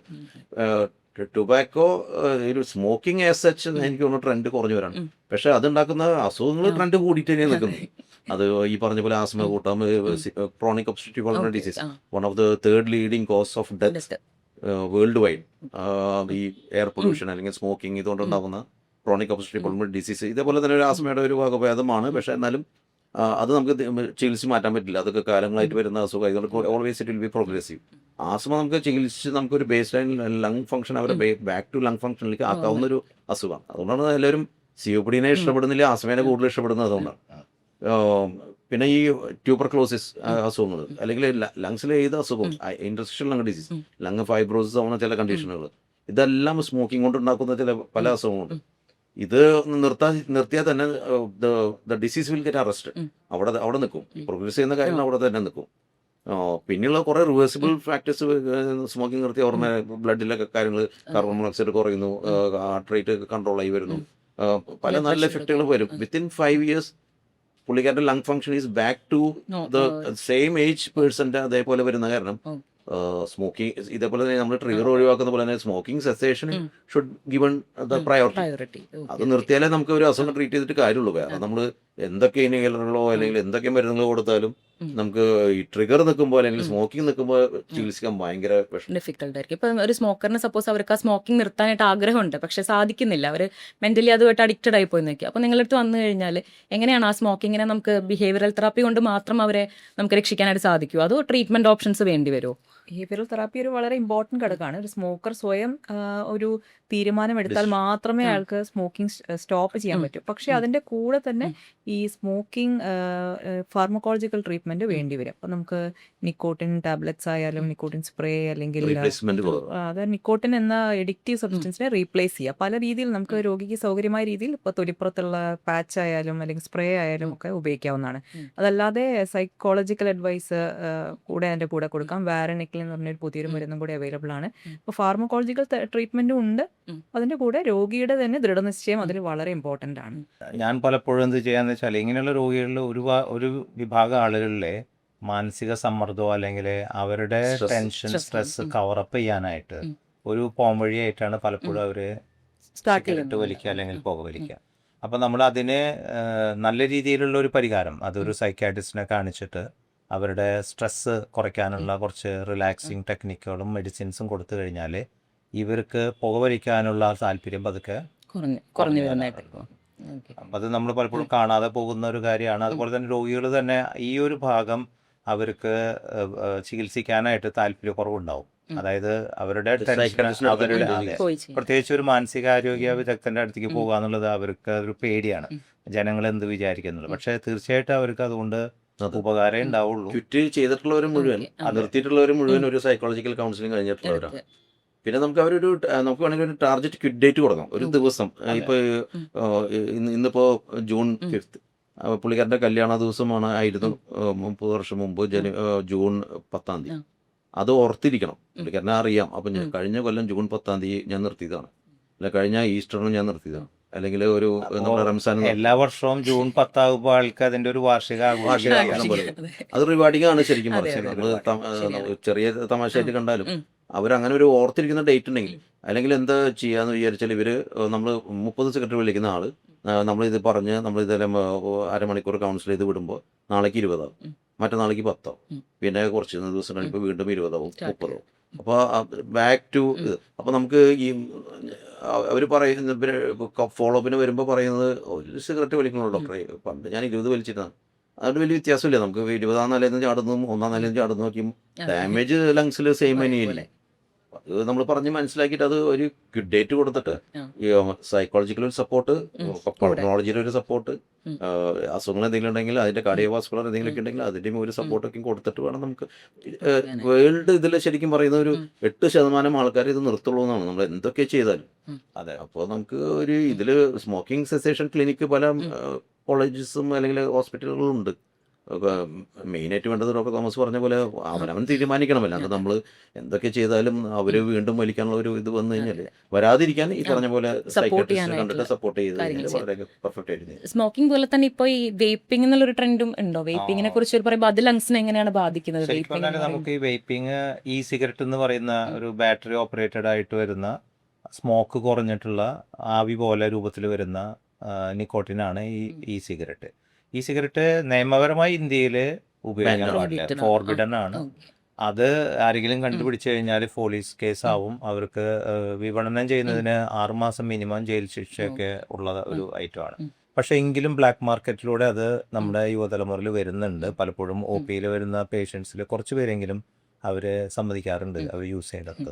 അപ്പോൾ നമ്മളത് എത്ര ബാൻ ചെയ്താലും ഇല്ല എന്ന് കരുതുന്നതിൽ അർത്ഥമില്ല. അതുകൊണ്ട് തന്നെ ഇതുമായി ബന്ധപ്പെട്ട ആരോഗ്യ പ്രശ്നം എന്ന് പറയുമ്പോൾ ശ്വാസകോശത്തിലേക്ക് പോകുന്ന നിക്കോട്ടിന് പുറമെ അവർ അതിന് കളറും നിറവും മണവും ഒക്കെ കൂട്ടാൻ ഉപയോഗിക്കുന്ന ഒരുപാട് പദാർത്ഥങ്ങൾ, ഫ്ലേവറിങ്, അതിന്റെ സ്റ്റഡീസ് അധികം നടന്നിട്ടുമില്ല. ഇല്ല. അത് ഈ പറഞ്ഞ സ്മോക്കിങ്ങിലുള്ള ടാറും ചിലപ്പോൾ ഈ സിഗരറ്റ്സിലുള്ള ഫ്രേഗ്രൻസും തമ്മിൽ വലിയ വ്യത്യാസമൊന്നും കാണില്ലായിരിക്കും. അപ്പോൾ അതും രണ്ടും ബാൻ ചെയ്യുന്നതാണ് കുറച്ചും കൂടി കുത്തി. പലപ്പോഴും എനിക്ക് തോന്നുന്നത് ഈ ശ്വാസകോശം ചകിരി പോലെയാകുന്ന ഇന്റർസ്റ്റീഷ്യൽ ലങ് ഡിസീസിലേക്കുള്ള ഒരു ചൂടുമാറ്റം ഈ വെയ്പ്പിങ്ങിലൂടെ അല്ലെങ്കിൽ ഈ സിഗരറ്റ് യൂസിനോട് വന്നേക്കാം. അത് സിഗരറ്റിനേക്കാളും ഭയങ്കര അപകടകാരിയായിട്ട് മാറും. ട്രീറ്റ് ചെയ്യാൻ വേണ്ടിയിട്ടുള്ള ഏത് വിധേനയുള്ള സിഗരറ്റ് സ്മോക്കിംഗ് ആയാലും നിക്കോട്ടിൻ കൂടുതലാണെങ്കിലും കുറവാണെങ്കിലും കംപ്ലീറ്റ്ലി അവോയ്ഡ് ചെയ്യാന്നുള്ളത് തന്നെയാണ് നമ്മുടെ ഒരു ഹെൽത്തി ലങ്സിന് വേണ്ടിയിട്ട് നമുക്ക് ചെയ്യാവുന്നത്. സർ, ILD-നെ കുറിച്ച് പറ്റില്ല കേട്ടോ. വലിക്കുന്നവര് പലവരും അത് കുറച്ച് കുറയ്ക്കുകയും ചെയ്യും. വേറെ ഒന്ന് സ്റ്റാർട്ട് ചെയ്യുന്ന മരുന്ന് രണ്ടും കൂടിയിട്ട് ഒന്ന് പോവാൻ നോക്കും. അതെ, ഒരുമിച്ച് നമ്മൾ പ്രത്യേകം ഞാൻ പറയുന്നതാണ്, stop one and take next, replace ചെയ്യിപ്പിക്കുക കുറച്ച് നാളേക്ക് സപ്പോർട്ട്. അപ്പോൾ പല ഇറിറ്റേറ്റീവ് ബിഹേവിയർ ഉണ്ടാവും, ചിലപ്പോൾ കോൺസ്റ്റിപ്പേഷൻ, വയറ്റിൽ പോകാൻ ബുദ്ധിമുട്ട്, ആങ്സൈറ്റി, ഇതൊക്കെ വരാം. അത് അവർ പറഞ്ഞ് മനസ്സിലാക്കിയിട്ട് നമ്മൾ അതിന്റെ സപ്പോർട്ട് നമുക്ക് നമ്മുടെ ഭാഗത്ത് കൊടുക്കാവുന്ന ട്രക്കിന്റെ സപ്പോർട്ട് കൊടുത്തിട്ട് ബാക്കി രണ്ടും കൂടി പറ്റില്ല എന്തായാലും അത് എന്നിട്ട് നമ്മൾ റീപ്ലേസ് ചെയ്യുക. ഡോക്ടർ പറഞ്ഞ പോലെ പാച്ച് ആയിട്ടോ നമ്മുടെ ഗംസ് ആയിട്ടോ അല്ലെങ്കിൽ സ്പ്രേസ് ആയിട്ടോ ഡ്രഗ്സും ആണെങ്കിലും ഈ എന്തെങ്കിലും സൈക്കോളജിക്കൽ ഇഷ്യൂസ് ഉണ്ടെങ്കിൽ അതിന്റെ ഒരു സപ്പോർട്ട് കൊടുത്തു കഴിഞ്ഞാൽ they should come well. അതെ. സാർ, ഇപ്പം ILD-നെ കുറിച്ച് മെൻഷൻ ചെയ്തപ്പോഴാണ് നമ്മളിപ്പം റീസെന്റ് കുറച്ചു കാലം മുന്നേ ന്യൂസിലൊക്കെ കേട്ടിരുന്നു ഈ പ്രാവുകളുടെ എക്സ്പോഷർ, പ്രാവുകളുടെ തൂവലുമായിട്ടും കിളികളുടെ തൂവലുമായിട്ട് എക്സ്പോഷർ എന്ന ആൾക്കാർക്ക് ഈ ലങ്സിന് ഭിത്തി കട്ടി വെക്കുന്ന ILD എന്നുള്ള അസുഖങ്ങൾ വരുന്നതായിട്ട് കേട്ടിരുന്നു. അപ്പൊ എന്താണ് ഈ ILD ശരിക്കും? ILD എന്നുള്ള വാക്ക് എനിക്ക് തോന്നുന്നു ആളുകൾക്ക് പറഞ്ഞാലും മനസ്സിലാക്കാൻ ചില ബുദ്ധിമുട്ടുള്ള വാക്കാണ്. അതിന്റെ പേര് ഇന്റർസ്റ്റീഷ്യൽ ലങ് ഡിസീസ്. ശ്വാസകോശ അറകളുടെ ഭിത്തികൾക്ക് കനം വയ്ക്കുക, നമ്മൾ എടുക്കുന്ന ശ്വാസത്തിലെ ഓക്സിജൻ അങ്ങോട്ട് ഫിൽട്ടർ ചെയ്ത് താഴേക്ക് പോകാതിരിക്കുക. അപ്പം നമ്മളൊരു ചായ അരിക്കുന്ന അരിപ്പയുടെ ദ്വാരങ്ങളെല്ലാം മൂടി എല്ലാം കട്ടി വെച്ചിട്ട് അടഞ്ഞു കഴിഞ്ഞാൽ, ചായ ഒഴിച്ചു കഴിഞ്ഞാൽ അത് അതിൻ്റെ അരിപ്പയിൽ വർക്ക് ചെയ്യില്ല. എന്നുപോലെ ശ്വാസകോശം ഒരു അരിപ്പയാണ് ബേസിക്കലി. അത് നമ്മൾ വലിക്കുന്ന ശ്വാസത്തിൽ നിന്ന് ഓക്സിജൻ, ആവശ്യമുള്ള ഓക്സിജൻ എടുത്ത് തിരിച്ച് കാർബൺ ഡൈ ഓക്സൈഡ് ഇങ്ങോട്ട് വന്ന് എക്സ്ചേഞ്ച് ചെയ്യുന്ന, അങ്ങോട്ടും ഇങ്ങോട്ടും എക്സ്ചേഞ്ച് ചെയ്യുന്ന സംവിധാനമാണ്. അപ്പം അതിൽ ഈ അറകൾ, അതായത് ഫിൽറ്ററിങ് യൂണിറ്റുകൾക്ക് കട്ടി വയ്ക്കുന്നതാണ് ശരിക്കും ഇൻഡസ്ട്രിയൽ ലങ് ഡിസീസ്. നമ്മൾ സിനിമയിലൊക്കെ പരസ്യത്തിൽ പറയുന്നുണ്ട് സ്പോഞ്ച് പോലെ. ഞാൻ പറയാ സ്പോഞ്ച് മാറി ചകിരിയാവുക എന്ന് വേണമെങ്കിൽ സാധാരണക്കാർക്ക് മനസ്സിലാവാൻ അങ്ങനെ പറയാം. സ്പോഞ്ച് മാറി. ഞങ്ങൾ പലപ്പോഴും ബ്രോങ്കോസ്കോപ്പി ചെയ്യുക അല്ലെങ്കിൽ ബയോപ്സി ചെയ്യുമ്പോൾ പത്തോളജി ഡോക്ടർമാർക്ക് അത് മനസ്സിലാവാൻ വ്യത്യാസം. ചകിരി പോലെ നാരുകൾ ശ്വാസകോശ അറകളിൽ ഉണ്ടാകും എന്നുള്ളതാണ്. അല്ല ഡോക്ടർ ശില്പ, നമുക്കറിയാലോ ഒരു ശ്വസിക്കുന്ന വ്യക്തി എന്തിനാ ശ്വസിക്കുന്നത്? അറ്റ്മോസ്ഫിയർ കയറി 21% ആ ഓക്സിജൻ നമുക്ക് ഫിൽട്ടർ ചെയ്ത് ലങ്സിലോട്ട് ലങ്സിൽ ബ്ലഡിൽ കയറണം. പോരണം. അതെ ആ ഭിത്തി ഇതേപോലെ കേട് വന്നു കഴിഞ്ഞാൽ പിന്നെ കാര്യമില്ല, നമുക്ക് ശ്വസിക്കുന്നതിൽ അർത്ഥമില്ല. ആ. അതുപോലെ തന്നെ നമ്മൾ ബ്ലഡ് ഇത് സർക്കുലേഷൻ ഒക്കെ കഴിഞ്ഞാൽ നമ്മൾ കാർബൺ ഡൈ ഓക്സൈഡ് വരുന്നത് നമ്മൾ ശ്വസിച്ച് കളയണം. അതെ. അത് കളയാണ്ട് വരുമ്പോഴും ടൈപ്പ് 2 ഫെയിലിയർ ആയി, മറ്റേത് ടൈപ്പ് 1 ഫെയിലിയർ ആയി. രണ്ടും ഒരേപോലെ റെസ്പിറേറ്ററി ഫെയിലിയറിലേക്കാണ് ചെന്നെത്തിക്കുന്നത്. അപ്പോൾ ഈ ILDക്ക് വരുന്ന കോമൺ ഇപ്പോൾ ഈ നമ്മൾ PGN ഒക്കെ എക്സ്പോഷർ പറഞ്ഞ പോലെ ഇപ്പോൾ ബോംബെയിലൊക്കെ വർക്ക് ചെയ്യുന്ന ആൾക്കാർ പറഞ്ഞു കേട്ടിട്ടുണ്ട്, ഒരുപാട് പ്രാവുകളുടെ കൂടുകളും പ്രാവുകളായിട്ടുള്ള എക്സ്പോഷറൊക്കെ അവർക്ക് ഇങ്ങനത്തെ അസുഖങ്ങൾ ഉണ്ടാക്കി കണ്ടിട്ടുണ്ട്. തീർച്ചയായിട്ടും ഇത് വളരെ പ്രാധാന്യം അറിയിക്കുന്നതാണ്. കാരണം ഇന്ത്യയിൽ ഒരുപാട് പേർക്ക് ശ്വാസകോശം മാറ്റി വെക്കേണ്ട അവസ്ഥ, ലങ്സ് ട്രാൻസ്പ്ലാന്റേഷൻ അവസ്ഥ മുൻപന്തിയിൽ നിൽക്കുന്ന ഒരു രോഗമാണ് ഈ പ്രാവുമായി ബന്ധപ്പെട്ടിട്ടുള്ള ഇന്റർസിഷ്യൽ ലങ് ഡിസീസ്. അതിനെ ഞങ്ങൾ ഹൈപ്പർ സെൻസിറ്റിവിറ്റി ന്യൂമോണിയ എന്നാണ് വിളിക്കാറ്. ഇത് മറ്റൊന്നുമല്ല, ഈ പ്രാവിന്റെ അംശങ്ങൾ നമ്മൾ ശ്വസനത്തിലൂടെ ശ്വാസനാളങ്ങളിൽ എക്സ്ക്രീറ്റർ അങ്ങനത്തെ പല ഇതും ഈ ആന്റിജൻസ് വളരെ നമുക്ക് കണ്ണുകൊണ്ട് കാണാൻ സാധിക്കാത്ത രീതിയിലുള്ള ആന്റിജൻസ് ആണ്. അപ്പൊ അതൊക്കെ ശ്വസിക്കുമ്പോൾ അത് അവിടെ അടിഞ്ഞ് അവിടെ ഫിക്സ് ആയി നിൽക്കുക, പിന്നെ അത് പുറത്തേക്ക് പോവില്ല എന്നുള്ളതാണ്.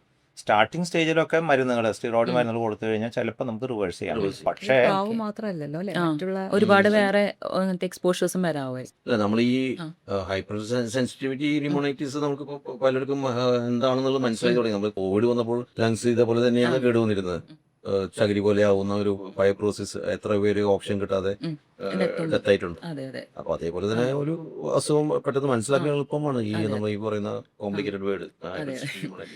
ഇത് മാത്രമാണോ ശരിക്കും ഈ ILD പോലുള്ള അസുഖങ്ങൾക്ക് ട്രിഗർ? ശരിക്കും നമ്മളിങ്ങനെ ഓർഗാനിക് എക്സ്പോഷേഴ്സ് വേറെ എന്തൊക്കെ വരാം അതില്? കോമൺ ആയിട്ട് ഈ പ്രാവുകൾ അതേപോലത്തെ ഓർഗാനിക് എക്സ്പോഷേഴ്സ് ആണ്. പക്ഷെ മറ്റ് പല അസുഖങ്ങളുടെയും ഭാഗമായിട്ട് ഇത് ഉണ്ടാകാം. For example connective tissue disorder, അതായത് വാദസംബന്ധമായ രോഗങ്ങൾ, ജോയിന്റ് സംബന്ധമായ രോഗങ്ങളുള്ള കുറേ രോഗികൾ നമ്മുടെ കൂടെയുണ്ട്. അവരുടെ ഒരു ശ്വാസകോശത്തിൽ ഇങ്ങനെ ഒരു കട്ടിവെക്കൽ സാധാരണ കാണാറുണ്ട്. സാധാരണ എന്ന് പറയാൻ പറ്റില്ല, പക്ഷെ ചെറിയ ശതമാനം ആൾക്കാർ. അതേപോലെ ഒക്യുപ്പേഷണൽ, അതായത് ചില പ്രത്യേക ജോലികൾ, ഫോർ എക്സാമ്പിൾ സിലിക്ക എക്സ്പോഷർ വരുന്ന, ഇപ്പോൾ പാറ പൊട്ടിക്കുക, ഇപ്പം കൽപ്പണി, അങ്ങനത്തെ ആൾക്കാരിൽ ചില ആൾക്കാരിൽ ഈ ഒരു വിട്ടുമാറാത്ത ശ്വാസതടസ്സമായി വന്ന് നോക്കുമ്പോൾ അത് എക്സ്റേയിൽ ശ്വാസകോശം കത്തിവെക്കുന്ന മാതിരിയും വളരെ ഗുരുതരമായ പ്രശ്നങ്ങളിലേക്ക് മാറാറുണ്ട്. ഇലക്ട്രീഷ്യൻസ്, വളരെ ഡ്രില്ലിംഗ് വേണ്ടി വരുന്ന എല്ലാവർക്കും വരുമെന്നല്ല, പക്ഷെ ചില വിഭാഗം ആൾക്കാരിൽ ഇത് ഗുരുതരമായ ശ്വാസകോശ പ്രശ്നമായിട്ട് കാണാറുണ്ട്. അതിന് ILD എന്ന വിഭാഗത്തിൽ അത് പെടുത്താം. ചില മരുന്നുകൾ, ചില മരുന്നിന്റെ ടോക്സിസിറ്റി ആയിട്ടും ഇത് കാണാറുണ്ട്. ചില ലങ് ക്യാൻസർ ട്രീറ്റ്മെന്റിലൊക്കെ കാണാം, ഡ്രഗ് ഇൻഡ്യൂസ്ഡ് ആയിട്ട് വരാം. എങ്ങനെയാണ് അപ്പൊ നമ്മൾ ILD എങ്ങനെയാണ് ഡയഗ്നോസ് ചെയ്യുന്നത്? എങ്ങനെയാണ്? റേഡിയോളജി കൊണ്ടും നമ്മുടെ എക്സ്റേ വെച്ച് മാത്രം നമുക്ക്? ഇന്റർസിഷ്യൽ ലങ് ഡിസീസ് ഞാൻ പറഞ്ഞല്ലോ, ഒരു സങ്കീർണമായ ഒരു രോഗാവസ്ഥയാണ്. അപ്പൊ നമ്മൾ രോഗികളുടെ രോഗലക്ഷണങ്ങളാണ് നമ്മളെ അടുത്തേക്ക് കൊണ്ടുവരുന്നത്. ഇവർക്ക് സാധാരണയായിട്ട് വിട്ടുമാറാത്ത വരണ്ട ചുമ, അല്ലെങ്കിൽ രൂക്ഷമായി കൊണ്ടിരിക്കുന്ന കിതപ്പ്, ശ്വാസതടസ്സം, ഇങ്ങനെയാണ് അവർ പലപ്പോഴും വരിക. മറ്റു മരുന്നുകൾ ഉപയോഗിച്ച് കുറവില്ലാതെ വരുമ്പം ഞങ്ങളത് കണ്ടുപിടിക്കുക. സാധാരണയായിട്ട് നമുക്ക് എക്സ്റേ, ചെസ്റ്റിൻ്റെ എക്സ്റേ ചെയ്യും. പക്ഷേ വിശദമായി കാണണമെങ്കിൽ അതിനകത്ത് ഹൈ റെസൊല്യൂഷൻ CT സ്കാൻ, ലങ്സിൻ്റെ CT സ്കാനിലാണ് നമുക്ക് അതിലൊരു വ്യക്തത വരിക. അതിനൊപ്പം തന്നെ ശ്വാസകോശത്തിൻ്റെ പരിശോധനകൾ, അതായത് ഊതുന്ന ടെസ്റ്റ്, പൾമണറി ഫങ്ഷൻ ടെസ്റ്റ്, അതുപോലെ തന്നെ നമ്മൾ എടുക്കുന്ന വായുവിൽ ഓക്സിജൻ അകത്തേക്ക് കയറുന്നുണ്ടോ എന്ന് നോക്കാനുള്ള ഡിഫ്യൂഷൻ സ്റ്റഡീസ്, DLCO എന്നിവയുള്ള പഠനങ്ങളിലൂടെ, അതുപോലെ തന്നെ ശ്വാസകോശത്തിന്റെ വോളിയം എത്ര ഉണ്ട്, നമ്മൾ ശ്വാസകോശം ഒരു ബലൂൺ ആണെങ്കിൽ എത്ര കപ്പാസിറ്റി, ബോഡി ബോക്സ് പോലത്തെ ടെസ്റ്റുകളൊക്കെ ഇന്ന് ലഭ്യമാണ്. അപ്പോൾ പിന്നീടുള്ള ടെസ്റ്റുകൾ എന്ന് പറഞ്ഞാൽ ഇത് എന്തുകൊണ്ട് സംഭവിച്ചു എന്ന് അറിയാനാണ്. പലർക്കും പല കാരണങ്ങളുണ്ടാവും. ഡോക്ടർ ഈഷ നേരത്തെ സൂചിപ്പിച്ചല്ലോ, മരുന്നുകൾ കൊണ്ടുണ്ടാക്കാം, അല്ലെങ്കിൽ പല കാരണങ്ങളും. അപ്പോൾ അതിനുവേണ്ട വാദസംബന്ധമായ ടെസ്റ്റുകൾ ഇതിൻ്റെ കൂടെ പാരലായിട്ട് ചെയ്യാം. ഇതുപോലെ പ്രാവിൻ്റെ അംശം എന്തെങ്കിലുമൊക്കെ കയറിയിട്ടുണ്ടെങ്കിൽ അതിനുള്ള രക്തപരിശോധനകളും ലഭ്യമാണ്. അപ്പോൾ ഒരുപാട് ടെസ്റ്റുകൾ ഇതിന് ആവശ്യം വരും. പലപ്പോഴും ഞങ്ങൾ എല്ലാം ചെയ്യില്ല നമ്മളല്ലേ, ഓരോ രോഗിയുടെയും ഈ ടെസ്റ്റുകൾ ചെയ്താലാണ് നമുക്ക് ഈ രോഗി എത്രത്തോളം നമ്മൾ നേരത്തെ പറഞ്ഞ എക്സസൈസും കാര്യങ്ങളൊക്കെ ചെയ്യാൻ യോഗ്യത ഉണ്ടോ എന്നെല്ലാം അറിയുന്നത്. 6 മിനിറ്റ് ഓഫ് ഡിസ്റ്റൻസ് അല്ലെങ്കിൽ കാർഡിയോപൾമണറി എക്സസൈസ് ടെസ്റ്റിംഗ്, ഇതൊക്കെ ചെയ്താലാണ് നമ്മൾ ഇതുവരെ എക്സസൈസ് ചെയ്യണോ വേണ്ടേ എന്നുള്ളത് തന്നെ പറയാൻ പറ്റും. നമുക്ക് ഹാർട്ടിലേക്കൊക്കെ ബാധിച്ചു തുടങ്ങിയ ഒരു അസുഖമായിട്ടുണ്ടെങ്കിൽ നമുക്ക് പിന്നെ അവരോട് എക്സസൈസ് ചെയ്ത് ഓക്സിജൻ ഒന്നും കൂടി കുറച്ചിട്ട് ചെയ്യാനേ പാടില്ല, എക്സസൈസ് ചെയ്യാനേ പാടില്ല.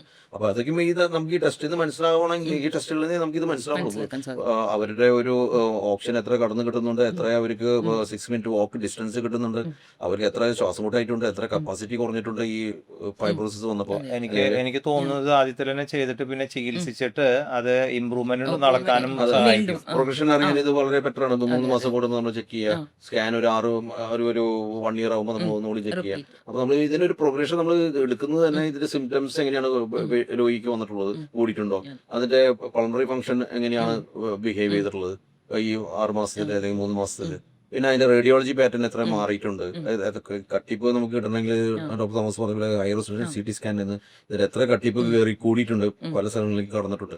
ഇതെല്ലാം നോക്കുമ്പോഴാണ് നമ്മളൊരു ഇത് പ്രോഗ്രസീവ് ഡിസീസ് പ്രോഗ്രഷൻ നടന്നുകൊണ്ടിരിക്കുകയാണ്. അതിനനുസരിച്ചാണ് നമുക്ക് ഉള്ള ഡ്രഗ്സ് പലപ്പോഴും ഈ രോഗികൾ വേറെ മറ്റ് രോഗങ്ങളായിട്ട് മിസ് ഐഡന്റിഫൈ ചെയ്ത് പോകാറുണ്ട്. ഇപ്പോൾ ഫോർ എക്സാമ്പിൾ ആസ്മ, വിട്ടുമാറാത്ത ആസ്മ എന്ന് പറഞ്ഞു വരുന്ന രോഗികൾക്ക് നമ്മളെ പരിശോധിക്കുമ്പോഴാണ് ഈ ILD എന്നുള്ളൊരു എത്തിയോളജി വരുന്നത്. അപ്പം ശ്വാസകോശ കാർഡിയാക് രോഗങ്ങളുടെ ഭാഗമായിട്ട് അത് കാർഡിയാക് ഫെയിലിയർ ആണെന്ന് വിചാരിച്ചിരിക്കുന്നത് ചിലപ്പോൾ ഇതേപോലെ കാണാറുണ്ട്. അപ്പൊ അത് ഡയഗ്നോസ് ചെയ്യുന്നതും അതിന്റെ എത്തിയോളജി എന്താ കാരണം എന്ന് കണ്ടുപിടിക്കുന്നതും ഒരു കുറച്ച് വിപുലമായ ഇൻവെസ്റ്റിഗേഷൻസ് കൊണ്ട് മാത്രമേ നമുക്ക് സാധിക്കാറുള്ളൂ. ഈ ലങ് ഫൈബ്രോസിസും ഈ ഇന്റർസ്റ്റീഷ്യൽ ഡിസീസ് ഇതൊക്കെ ഈ പറഞ്ഞ പോലെ അണ്ടർ ട്രീറ്റഡ് ആണ് ശരിക്കും പറഞ്ഞത്. അത് ശ്വാസമുട്ടായിട്ട് ചികിത്സിക്കുന്നത്. ഈ പറഞ്ഞ ഞാനൊരു അനുഭവം പറയാന്ന് വെച്ചാല് കഴിഞ്ഞ ആഴ്ച എൻ്റെ അടുത്തൊരു ടീച്ചർ കുറേ കാലങ്ങളായിട്ട് ആസ്തമയുടെ ട്രീറ്റ്മെന്റ് എടുക്കുന്നു. പക്ഷേ ടീച്ചർക്ക് സ്റ്റെപ്പ് കയറാനൊന്നും വയ്യ. സ്റ്റെപ്പ് കയറി എത്തിക്കഴിഞ്ഞാൽ ക്ലാസ്സിലൊരു 5-10 മിനിറ്റ് ഇരുന്ന് ശ്വാസം കിട്ടാതെ ഇരുന്ന് പതുക്കെ. അപ്പോൾ അവരത് ആസ്മ മരുന്ന് പിടിക്കാത്തതാണെന്ന് കരുതി മറ്റു ചികിത്സാ വിധികളും അപ്പം തേടി അവസാനം വന്ന് നോക്കുമ്പോൾ CT സ്കാൻ ചെയ്ത് നോക്കുമ്പോൾ അത് ഹൈപ്പർ സെൻസിറ്റിവിറ്റി ന്യൂമോണിയ ആയിരുന്നു. ആ സ്കൂൾ കെട്ടിടത്തിൽ ഒത്തിരി പ്രാവുകളുണ്ടായിരുന്നു അത്ര. പിന്നെ പ്രാവുകളൊക്കെ ഓടിച്ച് ഇപ്പം മരുന്നുകളൊക്കെ തുടങ്ങിയ ശേഷം ഇപ്പൊ ടീച്ചർ വർക്ക് ചെയ്യാൻ ആരംഭിച്ചിട്ടുണ്ട് കഴിഞ്ഞ ആഴ്ച മുതൽ. ഈ ആസ്മയെ പറ്റി ഒരു കാര്യം പറയാനുള്ളത്, ആസ്മ എന്ന് പറഞ്ഞ് ചികിത്സിക്കുന്നത് ശരിക്കും ആസ്മയാണോ എന്നുള്ളൊരു നിഗമനം വളരെ പ്രധാനപ്പെട്ടതാണ്. വളരെ ഗുരുതരമായ അസുഖങ്ങൾ നമ്മൾ ആസ്മ എന്ന് പറഞ്ഞു വരുന്ന ആൾക്കാരിൽ കണ്ടുപിടിക്കാറുണ്ട്. അപ്പോൾ എപ്പോഴും ആ PFT ചെയ്ത് എക്സ്റേ നോർമൽ അങ്ങനെയുള്ള ക്രൈറ്റീരിയ വെച്ച് ആസ്മ ഡയഗ്നോസ് ചെയ്തതിന് മാത്രമേ ഇൻഹേലർ ഉപയോഗിക്കുക, അങ്ങനത്തെ കാര്യങ്ങളൊക്കെ. നമ്മൾ ഈ പറയുന്ന അസുഖങ്ങൾ ഇതിൽ ചിലത് മാത്രമാണ് നമുക്ക് റിവേഴ്സിബിൾ ആയിട്ടുണ്ട്, ട്രീറ്റ് ചെയ്ത് ക്യൂർ ചെയ്യാവുന്നതുണ്ട്. ചിലത് കൺട്രോൾ ചെയ്യാനേ പറ്റുള്ളൂ. ചിലത് വൈകി കഴിഞ്ഞാൽ നമ്മൾ ഏതൊരു ഡയഗ്നോസിസ് മിസ് ആയി കഴിഞ്ഞാൽ പിന്നെ ആ അസുഖം ഒരിക്കലും തിരിച്ചു വരില്ല. അപ്പൊ അതിൽ ഈ റിവേഴ്സിബിൾ ആയിട്ടുള്ള ഒന്നാണ് നമ്മൾ ഈ സംസാരിക്കുന്ന നമ്മുടെ ഹൈപ്പർസെൻസിറ്റിവിറ്റി ന്യൂമോണിയ. കാരണം എന്താന്ന് പറഞ്ഞാൽ അത് ഫുൾ അവോയ്ഡൻസ് കൊടുത്താൽ തന്നെ he or she will be better. Cured ആവും. Cured ആവും. പിന്നെ അതേപോലെ തന്നെ നമ്മുടെ ആസ്മ അത് കൺട്രോൾ ചെയ്യേണ്ട അസുഖം, നമുക്ക് അത് മാറ്റിയെടുക്കലല്ല. അവരുടെ ബ്ലഡിലുണ്ടാവും അല്ലെങ്കിൽ അവരുടെ ലങ്സിൽ അതിന്റെ ഒരു ട്രിഗർ എപ്പോഴും നിൽക്കും. അപ്പോൾ അത് നമ്മൾ കൺട്രോൾ ചെയ്ത് ചിലപ്പോൾ മരുന്നില്ലാതെയും ഇൻഹേലറില്ലാതെയും എല്ലാം മുന്നോട്ട് പോകാൻ പറ്റും. പക്ഷെ അത് നമ്മൾ കറക്റ്റ് ട്രിഗർ ഐഡന്റിഫൈ ചെയ്താൽ നമുക്ക് ലങ്ങിന്റെ അസുഖങ്ങളിൽ പലതും ഇത് അവോയ്ഡ് ചെയ്താൽ തന്നെ ബെറ്റർ ആവുന്ന കാര്യങ്ങളാണ്. പിന്നെ ചിലത് ട്രീറ്റ് ചെയ്ത് നമുക്ക് ന്യൂമോണിയകൾ നമുക്ക് ട്രീറ്റ് ചെയ്ത് മാറ്റാൻ പറ്റും. TB നമുക്ക് ഫുൾ 6 മാസം എടുക്കുമ്പോൾ ക്യൂർ ചെയ്യാൻ പറ്റും. വൈറൽ ന്യൂമോണിയാസ് നമുക്ക് എങ്ങനെ വേണമെങ്കിലും നമ്മൾ ആന്റിവൈറൽ കൊടുത്തു കഴിഞ്ഞാൽ പെട്ടെന്ന് വ്യത്യാസം വരുന്ന അസുഖമാണ്. അപ്പോൾ നമുക്ക് ലങ്ങിന്റെ സച്ച് നമ്മൾ നോക്കുമ്പോൾ പബ്ലിക്കിന് നമുക്ക് നോക്കുമ്പോൾ കുറേക്ക് മാറ്റാവുന്ന അസുഖം അവർ ക്രോണിക് ആക്കുകയാണ് ഈ ഡയഗ്നോസിസ് ഇല്ലാതെയും തെറ്റായ മിസ് ഡയഗ്നോസിസിലും പോയിട്ട്. അപ്പോൾ നമുക്കത് നേരത്തെ തന്നെ കണ്ടുപിടിച്ച് കഴിഞ്ഞാൽ ഈ കുറഞ്ഞ ടെസ്റ്റുകൾ ഉള്ളിടത്ത് പോയിട്ട് വേഗം ടെസ്റ്റുകൾ ചെയ്ത് അടുത്തുള്ള ഡോക്ടറെ, ഞാൻ പറയുകയാണെങ്കിൽ ഒരു 2 ആഴ്ച മീത ചുമയുണ്ടെങ്കിൽ അവരൊരു ഡോക്ടറെ കണ്ടിരിക്കണം. അങ്ങനെ നമ്മൾ പെട്ടെന്ന് ലങ്സിലെ ചികിത്സകൾ നേരത്തെ ആയാൽ അത്രയും ഗുണം ചെയ്യുന്ന കാര്യങ്ങളാണ് നമ്മുടെ പല അസുഖങ്ങളും. അപ്പോൾ അതിൽ പിന്നെ ട്രീറ്റ് ചെയ്യാൻ പറ്റാത്ത അസുഖങ്ങളുണ്ട്. അതിനാണ് നമ്മൾ ഈവൻ ലങ് ട്രാൻസ്പ്ലാന്റ് പോകുന്നത്. അപ്പോൾ അതിലേക്കൊന്നും പോകാനേ പാടില്ല. എനിക്ക് തോന്നുന്നത് പറഞ്ഞത് വളരെ കറക്റ്റാണ്.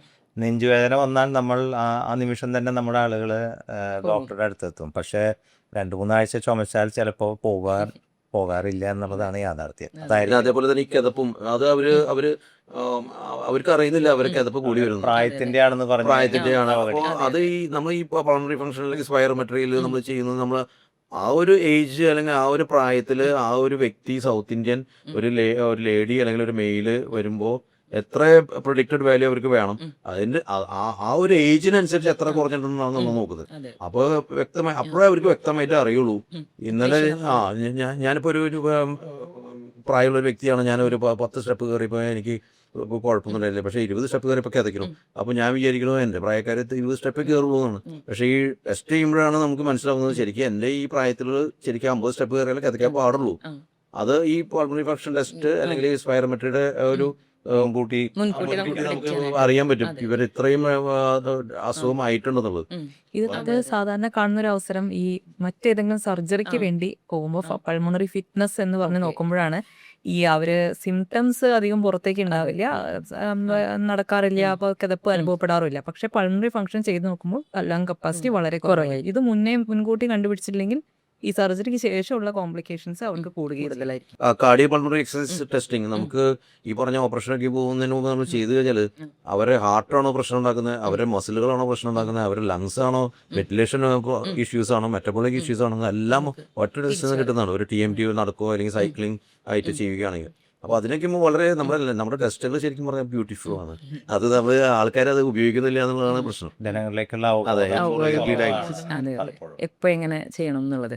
ഇപ്പോൾ ഇൻസ്റ്റാഗ്രാമിലൊക്കെ നോക്കുമ്പോൾ കേട്ട് വരുന്നൊരു വാക്കാണ് സ്ലീപ്പ് ഡൈവേഴ്സ്. കൂർക്കം വലി നമ്മൾ വളരെ കോമൺ ആയിട്ട് കേട്ടിട്ടുള്ള ഒരു കാര്യമാണ്. അതൊരു അസുഖത്തിലേക്ക് പോകുന്നത് എപ്പോഴാണ്? പലരും വരുന്നത് ഡോക്ടറെ 20 വർഷമായിട്ട് ഞാൻ ഇന്നാണ് പ്രശ്നം. പ്ലൂറൽ എഫ്യൂഷൻ, നെഞ്ചിന്റെ പുറത്തുള്ള ആവരണത്തിൽ വെള്ളം കെട്ടിക്കിടക്കുക, ആ വെള്ളത്തിൽ പഴുപ്പ് വരിക, എംബൈമ.